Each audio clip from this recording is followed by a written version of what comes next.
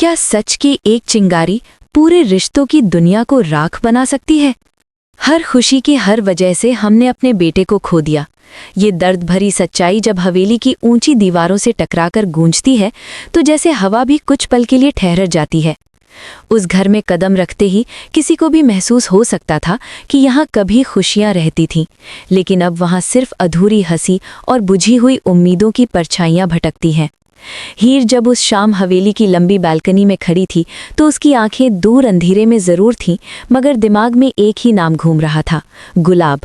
वो नाम जो कभी उसके लिए एहसान और अपनापन लेकर आया था, आज वही नाम उसके भरोसे की कब्र बन चुका था। उसे अभी अभी वो सच पता चला था जिसने उसकी पूरी दुनिया उलट दी थी।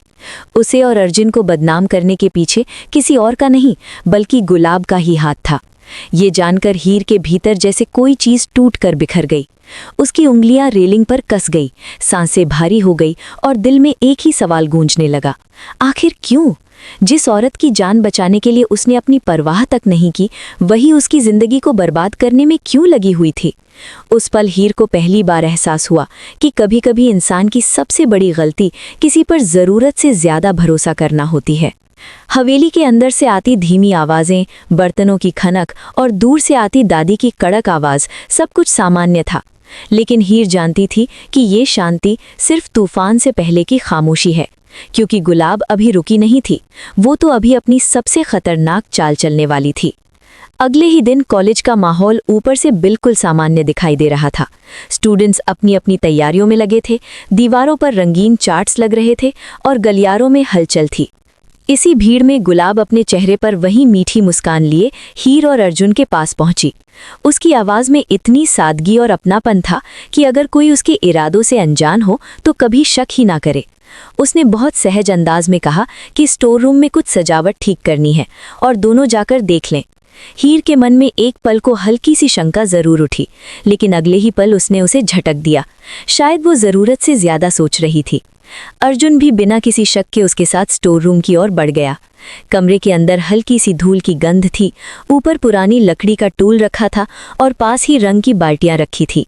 दोनों टूल पर चढ़कर ऊपर की सजावट ठीक करने लगे। कुछ सेकंड तक सब ठीक रहा, फिर अचानक चढ़, टूल के नीचे की सीढ़ी जोर से चटक गई। इससे पहले कि दोनों कुछ समझ पाते, उनका संतुलन बिगड़ा और वे सीधे नीचे फर्श पर आ गिरे। गिरने की आवाज पूरे कमरे में गूंजी ही थी कि ऊपर रखी रंग से भरी बाल्टी भी पलट गई। गाढ़ा रंग उनके कपड़ों और चेहरों पर फैल गया, इतनी तेजी से कि संभलने का मौका तक नहीं मिला। हीर दर्द से कराहते हुए उठने की कोशिश कर ही रही थी कि दरवाजे के बाहर से तेज कदमों की आवाज आई। अगले ही पल दरवाजा खुला और सामने खड़ी थी उसकी पूरी फैमिली। सबसे आगे गुलाब थी, चेहरे पर चिंता का नाटक, लेकिन आंखों में छिपी जीत की चमक हीर से छिपी नहीं रही। उस एक पल में हीर समझ गई, ये हादसा नहीं, पूरी साजिश थी। जैसे ही दादी की नज़र हीर और अर्जुन की हालत पर पड़ी, उनका चेहरा गुस्से से तमतमा उठा। बिना एक पल गवाए उनका हाथ उठा और हीर के गाल पर जोरदार थप्पड़ की आवाज कमरे में गूंज गई। तू यहाँ पढ़ने आती है या रंगरेलियां मनाने? उनकी आवाज में ऐसा आरोप था जिसने हीर की आत्मा तक को चोट पहुंचा दी। अर्जुन ने आगे बढ़कर कुछ कहना चाहा, लेकिन दादी की तेज नजरों ने उसे वहीं रोक दिया।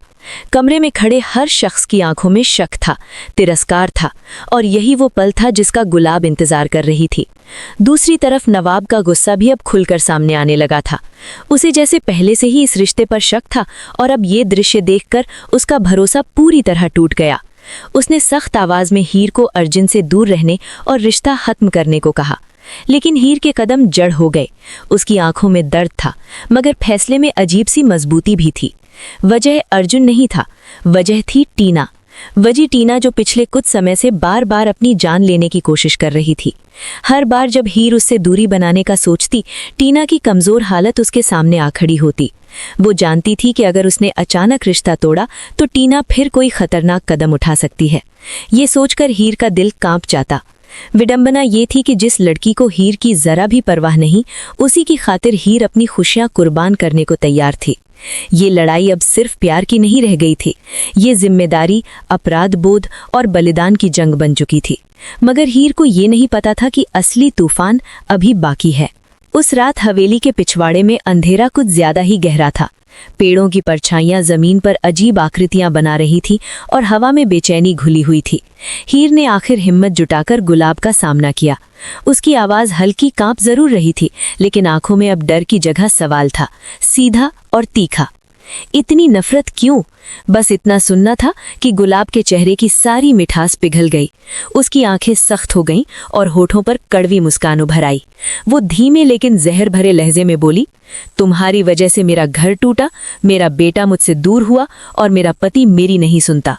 हर शब्द हवा को चीरता हुआ हीर के दिल तक पहुंच रहा था। हीर स्तब्ध खड़ी रह गई, लेकिन गुलाब रुकी नहीं। वो एक कदम और करीब आई और ठंडी आवाज में बोली, मैं तुम्हें तुम्हारे ही परिवार से गिरा दूंगी और तुम्हें और अर्जुन को ऐसे फंसाऊंगी कि तुम खुद को निर्दोष साबित नहीं कर पाओगी। ये सुनकर हीर के पैरों तले जमीन खिसक गई, मगर उसी पल पीछे खड़ा एक साया हल्का सा हिला। नवाब। वो अनजाने में ये सब सुन चुका था। उसकी आंखों में अविश्वास, गुस्सा और टूटन एक साथ उमड़ पड़े। जिस माँ को वो अब तक अपनी सबसे बड़ी ताकत समझता था, वही उसकी जिंदगी की सबसे बड़ी साजिश करता निकली। ये सच उसके भीतर सब कुछ तोड़ चुका था। अब सवाल हवा में तैर रहा था, क्या वो अपनी आंखों देखी सच्चाई पर भरोसा करेगा? क्या हीर दिलीप और नवाब को पूरी तरह सच बता पाएगी? हवेली की दीवारें आने वाले विस्फोट की आहट महसूस कर रही थीं, क्योंकि खेल अब सच में शुरू हो चुका था और इस खेल में जीत उसी की होने वाली थी जिसकी आखिरी चाल सबसे ज्यादा खतरनाक साबित होगी। उस खुलासे के बाद हवेली की हवा जैसे बदल गई थी। ऊपर से सब कुछ पहले जैसा, लेकिन भीतर हर रिश्ते की नींव दरक चुकी थी। नवाब देर रात अपने कमरे में टहल रहा था। उसके कदम बेचैन थे और दिमाग में गुलाब की कड़वी आवाज हथौड़े की तरह गूंज रही थी। वो मानना नहीं चाहता था, लेकिन उसने जो सुना था उसे झुटलाना भी नामुमकिन था। दूसरी तरफ हीर अपने कमरे में बैठी खामोशी से लड़ रही थी। उसकी आंखों में आंसू नहीं थे, मगर दिल में एक अजीब सी ठंडक उतर आई थी, जैसे अब उसे किसी भी वार के लिए खुद को तैयार करना होगा। तभी उसका फोन हल्का सा वाइब्रेट हुआ। स्क्रीन पर अनजान नंबर चमक रहा था। उसने हिचकिचाते हुए कॉल उठाई और अगले ही पल उसकी सांस अटक गई। दूसरी तरफ से बस एक धीमी दबाई हुई आवाज आई, अगर सच सबके सामने लाना है तो कल रात पुरानी फैक्ट्री पहुंच जाना, अकेले। कॉल कट गया। हीर की उंगलियां फोन पर जमी रह गईं। ये नया जाल था या सच तक पहुंचने का रास्ता, वो समझ नहीं पा रही थी। लेकिन उसे इतना जरूर महसूस हो गया था कि खेल अब हवेली की दीवारों तक सीमित नहीं रहा। उधर गलियारे के अंधेरे में खड़ी गुलाब के होठों पर हल्की खतरनाक मुस्कान तैर रही थी, मानो उसे हर अगली चाल का पहले से अंदाजा हो। आने वाली रात अब सिर्फ एक मुलाकात नहीं होने वाली थी, वो सच और साजिश के बीच होने वाली सबसे खतरनाक टक्कर की शुरुआत बनने वाली थी।